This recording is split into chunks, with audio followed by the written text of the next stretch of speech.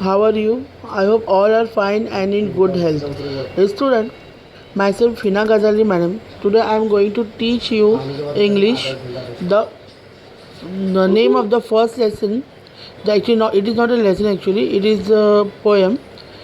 I am going to explain you today poem. The name of the poem is "Where the Mind is Without Fear."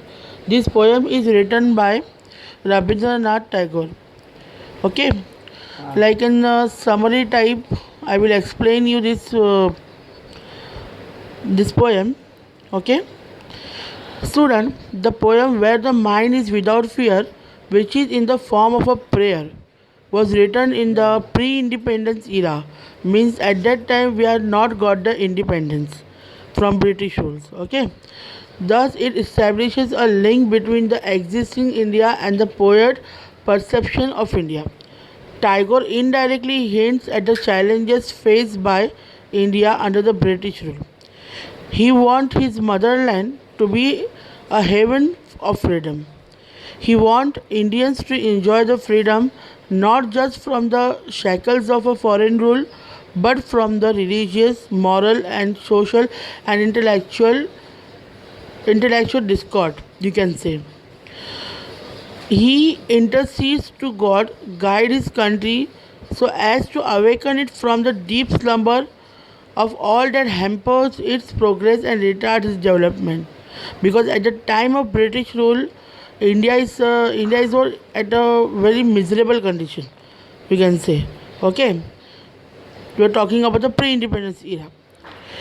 In this poem, Rabindranath Tagore has explained. He want to say us it is a form of the prayer. Like he told us, he has written that during the British line, the poet want his countrymen to live fearlessly and get back their self-esteem by standing up for themselves. He wants India to be a country where the knowledge is free flowing and not just the sole prerogative of a few fortunate ones. The poet wants his countrymen to be sincere and truthful. He visualized the India as an epitome of perfection, which is the fruit of continuous, assiduous efforts and diligence of his fellow men. You can say he wants his countrymen to think logically so as to have a clear perception. He appeals to God to lead his country into what heaven where the individual experience freedom in the truest sense. Okay, where the progressive thoughts translate into the action.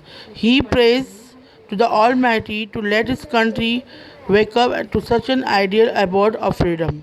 This is what he want to explain in the poem. This is what he has said in the poem in the form of prayer. Thanking you, your teacher Hina Ghazali ma'am.